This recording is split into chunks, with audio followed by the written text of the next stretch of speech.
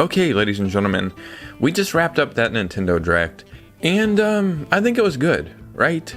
Obviously I streamed my reactions, but I sat here and thought about it for a moment, and I'm going to give my real reaction to it now that I've had a little bit of time for it to sit and bake and, feel how I really feel about it, because I thought it was good, and then I got online, and people were like, what the hell was that? That sucks. So maybe their expectations were too high, or maybe I just was the right audience for this. But let's talk about it. So let's go and get right into this video.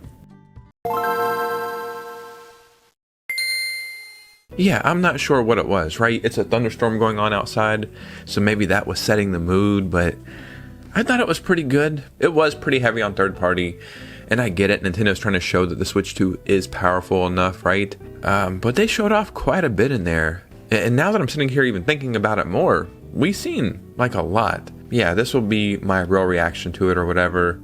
So before we get started, if you could hit a like and subscribe. Obviously follow me on Instagram and Twitter so we can keep the communities growing. And you know what I'll do? I'll pick one person out of the comments and give away an eShop gift card because I have an extra one. So let me know your favorite game that they showed off in this Direct. But let's go ahead and get into it. So I'm not going to talk about every single game because I didn't really care about every single game. But they started with Rhythm Heaven Groove, and it's like, I get it. This game is coming out, I believe, in July, and I don't think this game is going to sell the most. It's a very niche game. And I said in the live stream, like, I'm happy Nintendo is making these niche games because it gives us hope for stuff like Kid Icarus and maybe even like an Ice Climbers game one day or something. Did we need to start the Direct with this? And this is a problem I actually had with this Direct, is they showed off a couple of games that it's like, this is taking up space that we could be talking about something else. But it's not the worst way, I guess, to start a Direct. So I'm not going to talk about every third-party game because I can't remember all of them. But we got Onimusha, which is something I've never played and I don't know much about. But I will say this, it looks badass. So this is something I'm definitely going to play. And I thought the port looked very good. Now, something that really took me by surprise is we got Dragon's Dogma 2 Dark Arisen. And I have played Dragon's Dogma Dark Arisen on the Switch, and I thought it was a decent port, right? Especially because it's on sale all the time for $5. But I will say this, when Dragon's Dogma 2 first came out, there was a lot of conversations like, could this come to the Switch 2 one day? And the definitive answer was no. It's never going to happen. It's too taxing. And not only is the game coming to the Switch 2, and it looks like a great port again, this is like the expansion version, right? Dragon's Dogma 2 Dark Arisen. Something that really took me by surprise was seeing Stellar Blade, because this was rumored, I think, last year or something, and we heard absolutely nothing for it. And I am definitely going to be picking this up eventually. Now, something I completely forgot about is Orbitals, but they did give us a release date. I can't remember what it was. I want to say September. What's really good about this, though, is it does support game share, so only one person can have a copy and then two people can play. And obviously, if you have this on the Switch 2, you can game share to the Switch, which is great. And it's really cool that it is a Switch 2 exclusive. Now, we also got Pokemon Pocopia DLC, and technically two kinds. They surprisingly are offering a free expansion where you can dive underwater and build underwater now. And when they said free, I said, whoa, what the hell is going on? Is hell freezing over here? The Pokemon company doing something free? So yeah, that's pretty cool.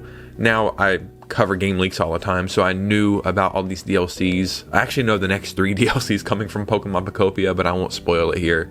But it wasn't just a free expansion because, Pokemon can't only do something for free.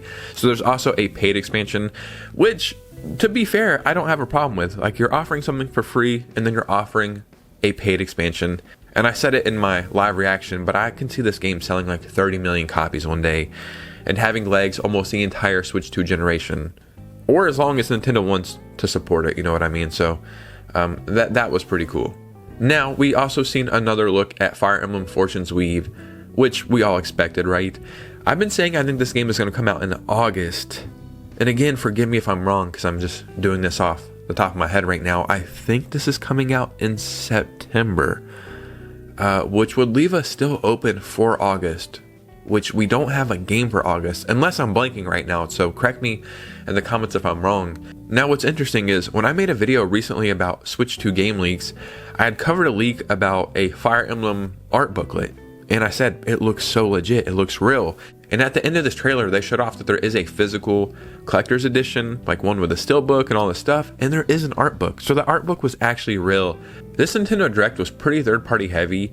The problem was a lot of these games look so similar to me. Like, I think we got Lords of the Fallen 2, which I know nothing about. It looks like a From Software game. I don't think it is, but, you know, that's what it looks like.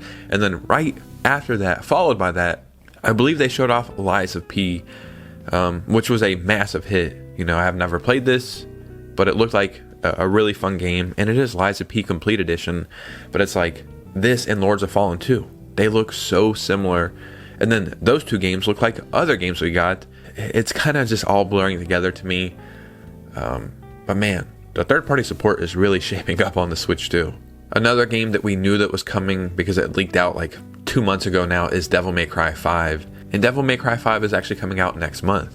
Now, one of the bigger announcements is all 3 Xenoblade games are getting Switch 2 editions. Like all 3 of them.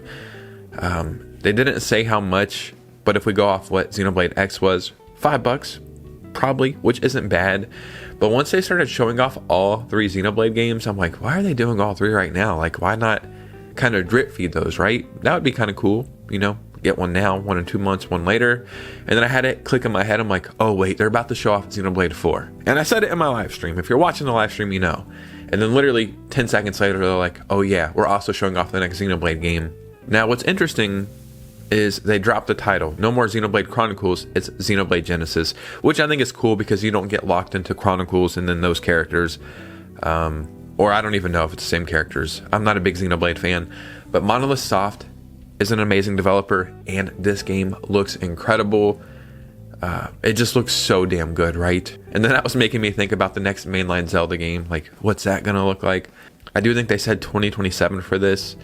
Now, we did get Switch Sports Resort, Nintendo Switch Sports Resort, and that's a very confusing title because it's Nintendo Switch Sports, but it's for the Switch 2 only.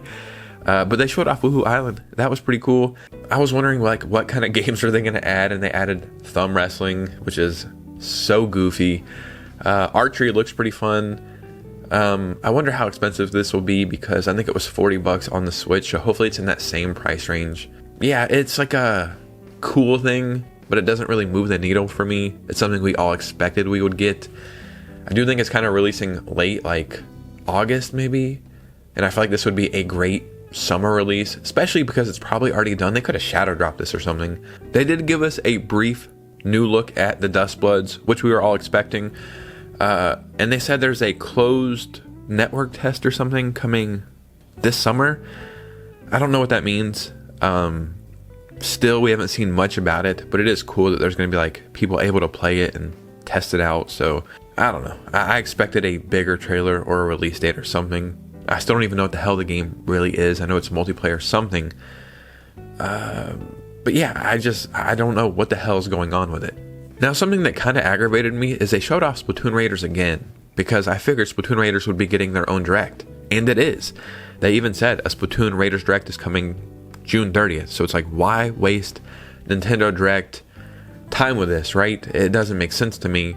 If the game's good or bad, it doesn't really matter right now. I just don't think it's the right place to show this off. But then they said, oh, we're also releasing Joy-Cons, new Joy-Cons for the Switch 2 for Splatoon. And wouldn't you know it, they're about as boring as they could possibly be. I'm really not sure why Nintendo does not want to show us full colors for the Joy-Cons. It's like the inside and under the little thumbstick. And that is so damn boring to me. We finally seen Metaphor Fantasio for the Switch 2.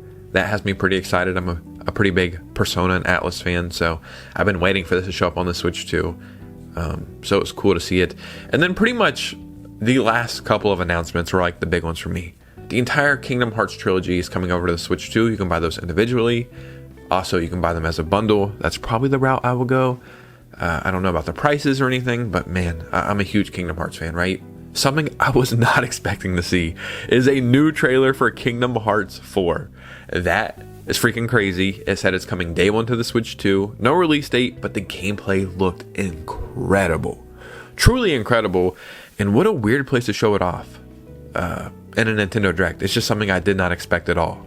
And we ended the Nintendo Direct with something we were all expecting. The Ocarina of Time remake is real, and it's just called Ocarina of Time, right? Zelda Ocarina of Time. I think that's just going to be the title. I don't think remake's going to be in the title at all. It looks great. They showed about a minute trailer, which was something I actually expected. I said this in one of my prediction videos or whatever. I could expect us to see like a minute now, and then they will just continuously keep showing it off. Didn't show much, but I think it's going to be amazing. And the best part is it said 2026. So I'm very excited for that. I think it was pretty good. I know it's not for everybody. Not everybody can be happy, but I thought it was pretty good, all things considered.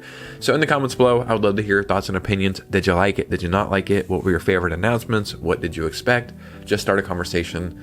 And if you made it to this part of the video, if you could do me a favor, hit a like and subscribe on the way out. Follow me on Instagram and Twitter on the way out, and consider becoming a channel member, as that is the ultimate way to support this community. Yeah, we finally got a new Nintendo Direct. It is what it is, right? But you guys know me. I'll see you very soon with a new video. Peace.